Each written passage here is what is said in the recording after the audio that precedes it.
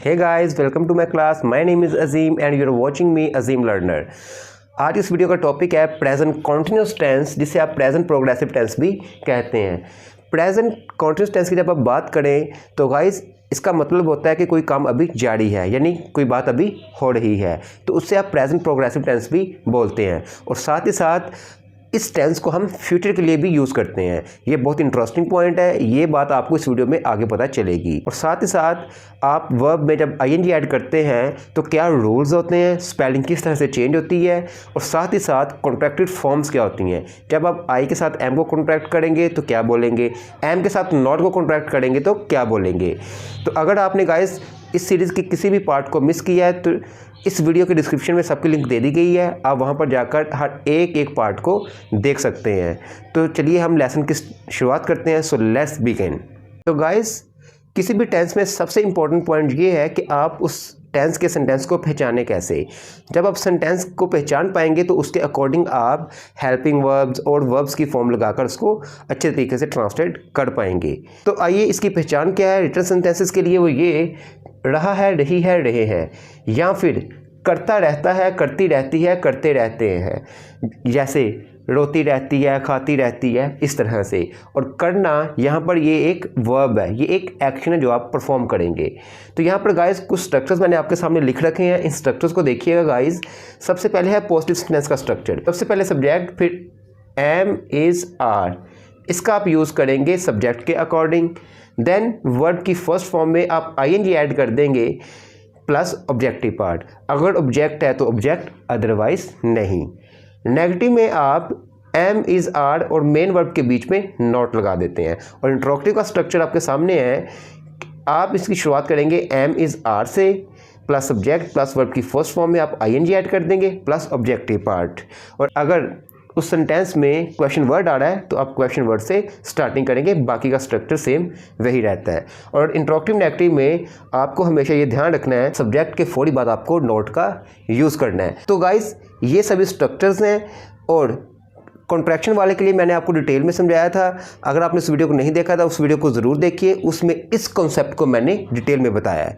तो चलिए घूमते हैं सिर्फ और समझते हैं। तो ये थे गाइस रिटन के फॉर्म्स जिसमें आप सेंटेंस को देख करके पहचान सकते हैं। लेकिन अगर हम स्पोकन इंग्लिश की बात करें तो स्पोकन इंग्लिश में हमारे पास इतना टाइम नहीं होता कि हम सोचें फिर देखें कि सेंटेंस के लास्ट में क्या है, उसके अकॉर्डिंग हम उसको रखें।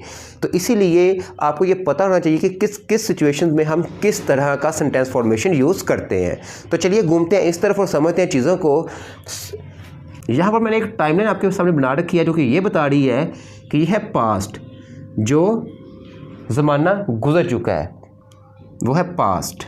और यह है प्रेजेंट, यानी जिसकी बात अभी हो रही है, जो काम अभी हो रहा है। और यह है फ्यूचर। तो प्रेजेंट सबसे ज़्यादा ये यूज़ होता है happening right now at the time of speaking, यानी जो बात अभी हो रही है, जो काम अभी हो रहा है। Something which is happening right now at the time of speaking. जैसे कोई बात अभी हो रही है, जैसे मैं अभी बोल रहा हूँ, मैं ये भी तो कह सकता हूँ ना मैं बोल रहा हूँ। तो इस सेंटेंस को कैसे ट्रांसलेट करेंगे, आई, और आई के साथ में आप एम इज़ आर में से किसका यूज़ करते हैं, एम का। आई एम बोलने को आप कहते हैं स्पीक, और उसमें आप आई एन जी ऐड कर देंगे, बन जाएगा speaking. I am speaking. I can say I am teaching. You are listening to me, ये सब्जेक्ट है, ये हेल्पिंग वर्ब, और लिसन इसमें आपने आई एन जी ऐड कर दिया, और ये आपका ऑब्जेक्टिव पार्ट। आप मुझे सुन रहे हैं, आप मेरी वीडियो देख रहे हैं। इस सेंटेंस को कैसे बनाएंगे, you are watching my video.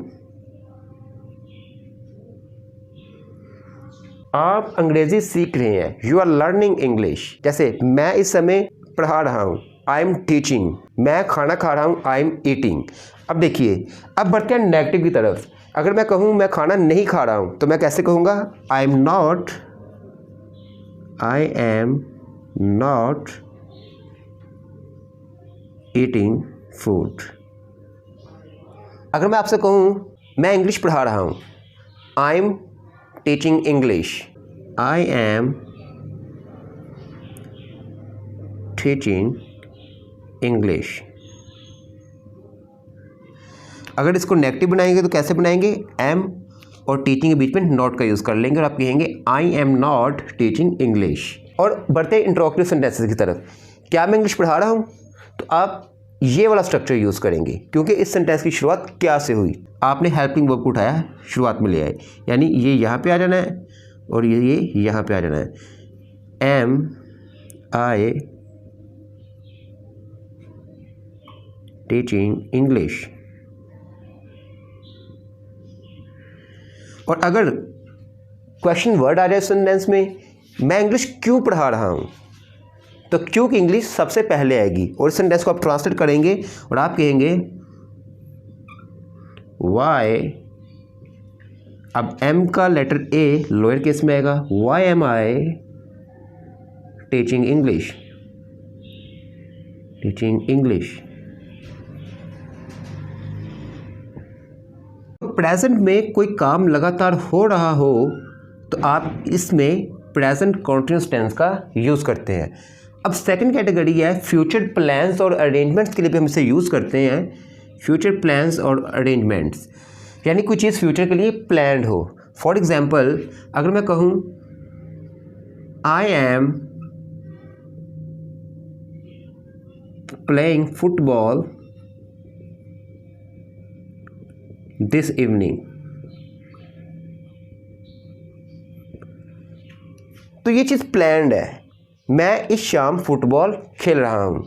तो ये अभी खेल नहीं रहा हूँ लेकिन ये चीज़ फ्यूचर के लिए प्लान्ड है कि मैं इवनिंग में फुटबॉल खेल रहा हूँ। तो ऐसे में आपने इस टेंस का यूज़ किया।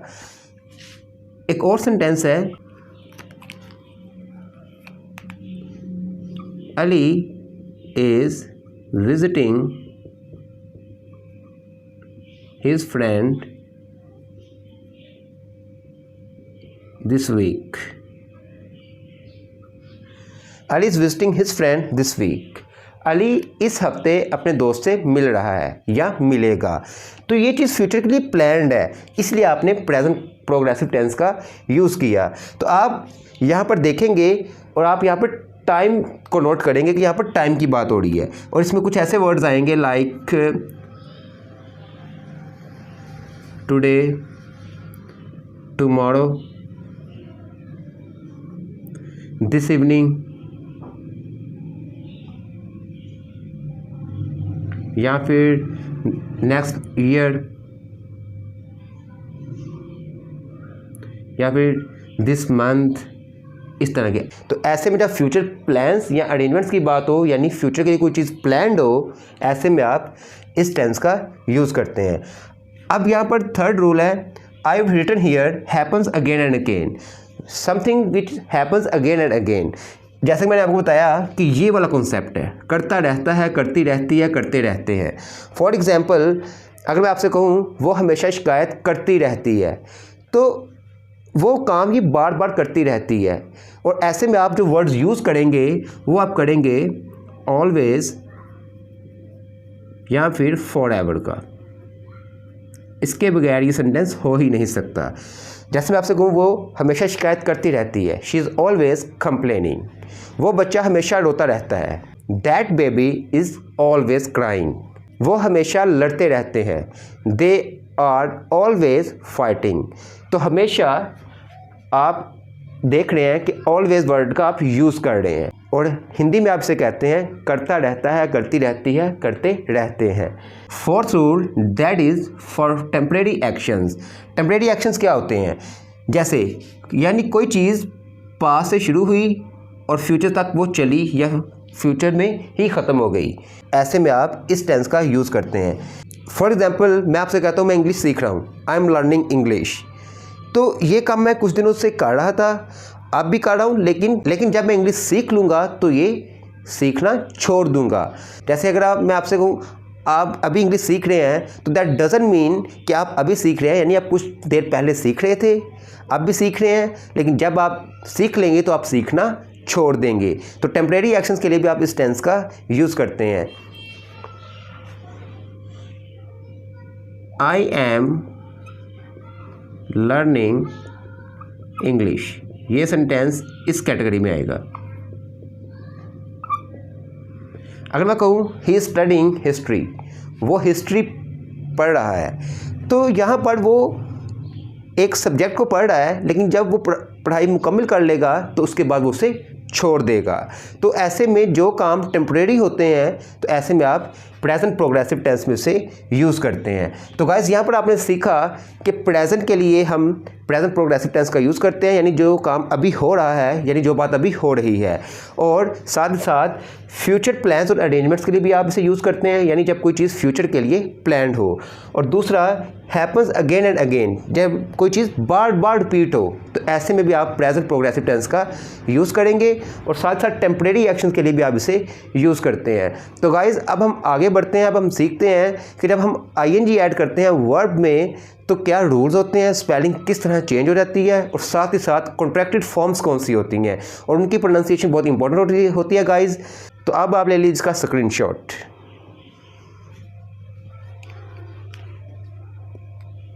तो आइए गाइज अब हम सीखते हैं कि किस तरह से आप आईएनजी ऐड करेंगे वर्ब्स में और स्पेलिंग किस तरीके से चेंज होती है। So the rule number 1 is verbs that end in E remove E and add I N G. Guys जब भी कोई वर्ब ई पे एंड हो तो आप ई को रिमूव कर देंगे और आईएनजी ऐड कर देंगे। एग्जांपल्स आपके सामने हैं। लिव, LIVE, लिव में ई आ रहा है तो आपने ई को रिमूव कर दिया और ये बन गया लिविंग। गिव, गिव मीन्स देना, लास्ट में ई आ रहा है, आपने ई को रिमूव कर दिया और लगा दिया giving. So the second rule is verbs that end in IE change IE to Y and add ING। जब वर्ब की एंडिंग IE से हो आप IE को चेंज कर देंगे Y के अंदर और ऐड कर देंगे ING। अब एग्जांपल्स देखिए। लाई, लाई में IE आ रहा है, आपने IE को Y में चेंज कर दिया और ING ऐड कर दिया। डाई, डाई में IE आ रहा है, आपने IE को चेंज कर दिया Y में और ING ऐड कर दिया और बना डाइन। थर्ड रूल आपके सामने है। Verbs that and with consonant plus vowel plus consonant and stressed. इसका मतलब क्या है, यानी कॉन्सोनेंट भी होगा उस वर्ब में और वॉवल भी होगा उस वर्ब में और कॉन्सोनेंट भी होगा और एंड स्ट्रेस्ड, और स्ट्रेस्ड आप दे रहे होंगे वॉवल साउंड पे। Double the last letter and add ING। अब एग्जांपल्स में आपको ये चीज़ समझ में आएगी। बैग, अब आप स्ट्रेस किस पे दे रहे हैं, ई पे दे रहे हैं। बैग, आप ऐसे तो नहीं कहते बैग, आप कहते हैं बैग। तो ऐसे में ये कॉन्सोनेंट है, ये वोवल है, ये कॉन्सोनेंट। तो ऐसे में आप स्ट्रेस इस ई पे दे रहे हैं तो आप इस कॉन्सोनेंट को डबल कर देंगे और ये हो जाएगा बैगिंग। Begin, beginning. स्टॉप, अब आप यहाँ पर देख रहे हैं हम स्ट्रेस किस पे दे रहे हैं, ओ पे दे रहे हैं। स्टॉप, ओ, स्टॉप पे स्ट्रेस दे रहे हैं तो ऐसे में कॉन्सोनेंट डबल हो जाएगा और लास्ट में आप ING ऐड कर देंगे, स्टॉपिंग। कट के लिए भी यही है, हो जाएगा cutting. The rule number 4 is if not stressed no doubling. अगर स्ट्रेस नहीं है लास्ट सिलेबल पे तो आप डबलिंग नहीं करेंगे। एग्जाम्पल आपके सामने है। ओपन, अब यहाँ पर स्ट्रेस दिया जा रहा है, स्ट्रेस यहाँ पर नहीं दिया जा रहा है। आप कहते हैं ओपन, ओपन नहीं कहते, आप कहते हैं ओपन। तो ओपन, तो ऐसे में आप कोई डबलिंग नहीं करेंगे, आप जस्ट ING ऐड कर देंगे। एंटर, स्ट्रेस इस पे नहीं दिया जा रहा है, स्ट्रेस इस पे दिया जा रहा है, तो ऐसे में आप सिर्फ और सिर्फ ING ऐड करेंगे और ये बन जाएगा एंटरिंग। तो गाइस ये आपने रूल्स देखे कि किस तरह से हम वर्ब में ING ऐड करते हैं और किस तरह से स्पेलिंग चेंज होती है।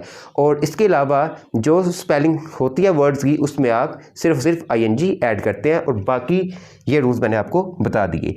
अब हम बात करते हैं कॉन्ट्रैक्टेड फॉर्म्स की। बहुत इंटरेस्टिंग पॉइंट है ये गाइज। पॉजिटिव सेंटेंसेस के लिए ये आपके सामने कुछ कॉन्ट्रैक्शंस लिखे हुए हैं। अब कॉन्ट्रैक्शंस होते क्या हैं, जब भी आप दो वर्ड्स को अपस्ट्रोफी के साथ कंबाइन करते हैं और सिंगल वर्ड बनाते हैं उसे आप कॉन्ट्रैक्टेड फॉर्म्स बोलते हैं। आई एम, इसे आप यहाँ पर आप देख रहे हैं सेकंड वर्ड्स हैं उनका फर्स्ट लेटर रिमूव हो रहा है।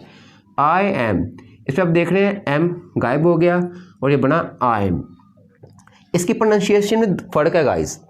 आई एम, इसे आप बोलते हैं अमेरिकन इंग्लिश में आई एम और ब्रिटिश इंग्लिश में आप कहते हैं आई एम। ही इज़ को आपने गायब कर दिया, ये बना ही इज़।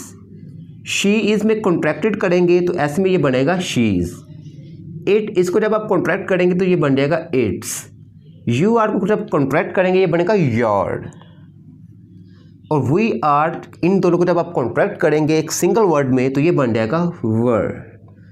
दे आर को जब आप कॉन्ट्रैक्ट करेंगे तो ये बनेगा देयर। तो यही वजह इसलिए हम कंफ्यूज होते हैं कि THEIR को भी हम देर कहते हैं, THERE को भी हम देर कहते हैं, और THEY को भी हम देर बोलते हैं। तो ये थे पॉजिटिव कॉन्ट्रैक्शंस। अब नेगेटिव कॉन्ट्रैक्शंस की बात करते हैं गाइस। इज़ नॉट को जब आप कॉन्ट्रैक्ट करेंगे तो यहाँ पर ओ रिमूव हो जाएगा और ये बनेगा इजंट। इसकी जो प्रोनाउंसिएशन है वो है इजंट या फिर इजन, इसे प्रोनाउंस करते हैं। जस्ट इसी वजह से फ़र्क आता है अमेरिकन और ब्रिटिश इंग्लिश में। आर नॉट, आपने यहाँ पर ओ को रिमूव कर दिया और ये बना आंट। इसकी जो प्रोनाउंसिएशन है वो है आंट और आंट। ब्रिटिश इंग्लिश में आप कहते हैं आंट और अमेरिकन इंग्लिश में आप कहते हैं आंट, यानी हल्का सा र साउंड ब्रिटिश इंग्लिश में। एम नॉट को जब आप कॉन्ट्रैक्ट करते हैं तो आप बोलते हैं एंट। अब ये बहुत इंटरेस्टिंग पॉइंट है गाइस। एंट, एंट सिर्फ और सिर्फ एम नॉट का कॉन्ट्रैक्शन नहीं है। Am not, I are not, is not, has not, have not, इन पांचों के लिए यही कॉन्ट्रैक्शन चलता है गाइस, एंट। और एक इम्पॉर्टेंट और इंटरेस्टिंग पॉइंट ये भी है कि जब आप इसे क्वेश्चन टैग में यूज़ करते हैं, क्वेश्चन टैग में जब आप इसे यूज़ करेंगे एम नॉट आई को, तो आप ये वाला कॉन्ट्रैक्शन यूज़ करेंगे आंट आई। उसमें आप क्या बोलेंगे, आंट आई। आप इस तरीके से यूज़ करेंगे, और अगर क्वेश्चन टैग में यूज़ कर रहे हैं तो इस तरीके से आप यूज़ करेंगे आंट के साथ में। ये कुछ कॉन्ट्रैक्टेड फॉर्म्स थी, बहुत ही इंटरेस्टिंग ये फॉर्म्स थी। अब guys, so it's weird but it's a fact. तो यहाँ पर ये कुछ कॉन्ट्रैक्टेड फॉर्म्स थी, बहुत ही इंटरेस्टिंग फॉर्म्स थी जिनको आपने यहाँ पर समझा। अब एक फैक्ट गाइज मैं आपको और बताता हूँ, वो आप यहाँ पर देखिए। ये कुछ सेंटेंसेस आपके सामने हैं। I am not doing that, तो यहाँ पर आप देख रहे हैं आई और एम को कॉन्ट्रैक्ट किया और ये बना आई एम। और इसी सेंटेंस को एक और तरीके से भी आप बना सकते हैं। आप हेल्पिंग वर्ब और नेगेशन को कॉन्ट्रैक्ट करें तो ये बनेगा एंट, आई एंट डूइंग दैट। तो एक ही सेंटेंस को आप दो तरीके से बना सकते हैं, इवन तीसरे तरीके से भी बना सकते हैं जब उसमें कोई कॉन्ट्रैक्शन नहीं होगा गाइज। तो गाइज, यहाँ पर आपने वर्ब में किस तरह से हम आईएनजी ऐड करते हैं, स्पेलिंग किस तरह से चेंज होती है, कुछ कॉन्ट्रैक्टेड फॉर्म्स भी आपने देखी। अब आप ले लीजिए इसका स्क्रीनशॉट। अब मैं आपके लिए लेके आता हूँ कॉन्ट्रैक्टेड फॉर्म्स के साथ में कुछ सेंटेंसेज। So guys, now I written some sentences here with contractions. तो आप यहाँ पर देख सकते हैं he is sleeping, he is sleeping. अगर मैं यहाँ पर नॉट लगा दूँ तो ये बन जाएगा ही इज़ नॉट स्लीपिंग, वो सो नहीं रहा है।